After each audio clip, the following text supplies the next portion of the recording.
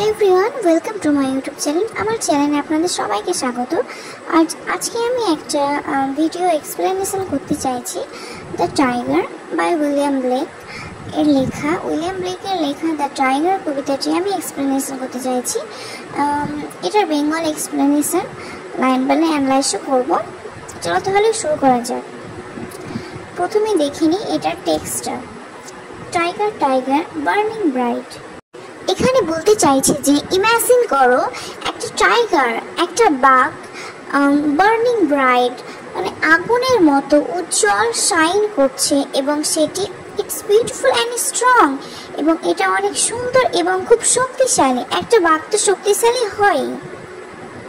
তারপর লাইনটা হচ্ছে in the forest of the night. একটি বাঘ যে একটা জঙ্গলে বসবাস করে, in the forest of the night অর্থাৎ গভীর জঙ্গলে বসবাস করে। It's a mysterious and magical place. What immortal hand or I could frame দাই ফিয়ারফুল সিমেট্রি। কে তৈরি করেছে এত সুন্দর জিনিস? এখানে ইমর্টাল মানে হলো যে কুড লিভ ফরএভার অর্থাৎ যে অমৃত, যে চিরকাল জীবিত থেকে যায়। Could frame the fearful symmetry অর্থাৎ এই টাইগারের বডিটা পারফেক্টলি ভাবে শেপ, পারফেক্টলি ভাবে গঠিত, অ্যান্ড এটা অনেকটা সুন্দর এবং ভয়ঙ্কর। In what distance dips or skies. এই বাঘটা কোথা থেকে এসেছে? এটা কি কোনো ধারণা করে দিতে পারে? এটা কি কোনো দূর জায়গা থেকে কিংবা কোনো উঁচু আকাশ থেকে এসেছে? Burn the fire of thine eyes. বাঘের চোখ দুটি উজ্জ্বল, আগুনের মতো উজ্জ্বল, and they are bright and powerful. সেই চোখ দুটি অনেক সুন্দর এবং এটা অনেক শক্তিশালী। On what wings dare he aspire? What the hand dare seeing the fire? কার এত বড় সাহস আছে এটাকে কন্ট্রোল করার, অ্যান্ড কার এত বড় এনার্জি আছে এটাকে নিজের আয়ত্তে আনার। And what shoulder and what art. এই বাঘটাকে তৈরি করার জন্য কেমন ধরনের দক্ষতা এবং কেমন ধরনের শক্তির প্রয়োজন পড়েছিল। Could twist the sinews of the heart. কে তার হার্টবিটটাকে এত শক্তিশালী বানিয়েছে?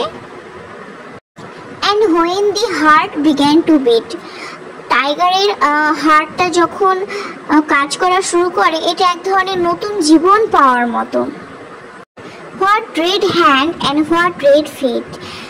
কেমন ধরনের পাওয়ারফুল যেটা এত সুন্দরভাবে তৈরি করেছে, অ্যান্ড এখানে রেড মানে হচ্ছে ফিয়ার।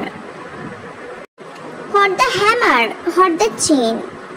কেমন ধরনের যন্ত্রপাতি ব্যবহার করেছে এই বাঘটাকে তৈরি করার জন্য। In what furnace was the brain. টাইগারের এই চালাকি বুদ্ধিগুলো কোথা থেকে নেওয়া হয়েছিল? ফার্নেস অর্থাৎ হলো হট ফায়ার।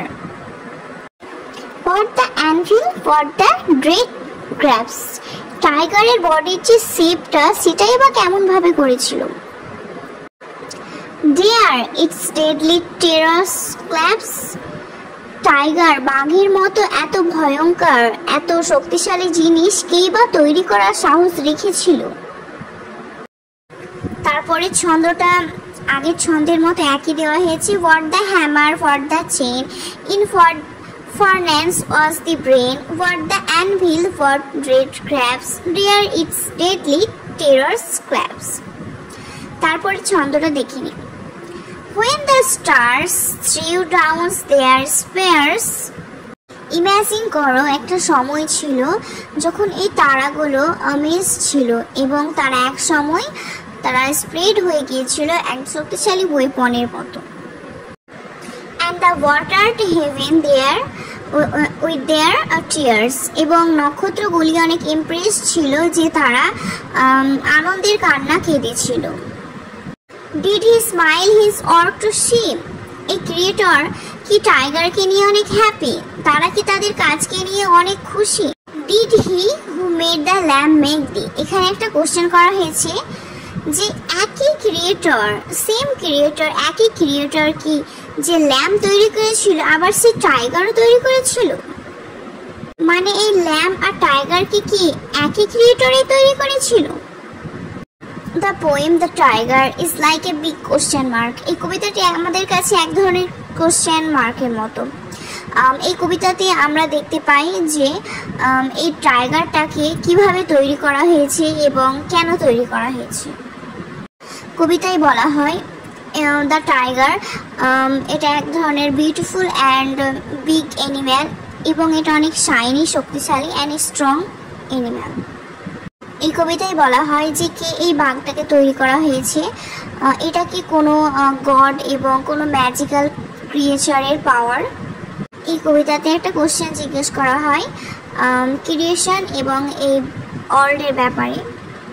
দ্য টাইগার হলো শক্তি এবং বিউটিফুলের একটা সিম্বল। এই কবিতায় আরও বলা হয়েছে যে দ্য টাইগার কীভাবে তৈরি করা হয়েছে এটা এক ধরনের মিস্ট্রি যেটা আমরা সলভ করতে পারি না। এই কবিতায় আরও জিজ্ঞেস করা হয়েছে আমাদেরকে যে এই দ্য টাইগারের গড অর্থাৎ এই বাঘটার ক্রিয়েটর সম্পর্কে, গড সম্পর্কে, যে গডটা কাইন্ড অ্যান্ড জেন্টল না পাওয়ারফুল অ্যান্ড স্ট্রং। এবং আমরা এই কবিতায় এটাও খুঁজে পাই যে একই ক্রিয়েটর, সেম ক্রিয়েটর যে ল্যাম্বটাকে তৈরি করেছিল আবার সে টাইগারটাকেও তৈরি করেছে। ল্যাম্ব হলো song of innocence and the tiger হলো দ্য সং অফ এক্সপিরিয়েন্স। কিন্তু এই দুটো জিনিসকে একটা ক্রিয়েটরই তৈরি করেছে। ওভারঅল এই কবিতাটি হলো এক ধরনের beautiful piece of the literature যেটা আমাদেরকে এই জগৎ এবং মিস্ট্রিসের ব্যাপারে ভাবতে সাহায্য করে। এটা এক ধরনের বড় পাজল যেটা আমরা সলভ করার চেষ্টা করি আর আমাদেরকে ভাবতে ক্লু দেয় এটার মিস্ট্রিস অ্যান্ড ব্যাপারে। তাহলে আজকে এখান থেকে থাকলো, আসছি পরের ভিডিওতে। আর যদি আমার ভিডিওটি ভালো লেগে থাকে তাহলে লাইক, শেয়ার অ্যান্ড সাবস্ক্রাইব অবশ্যই করবেন।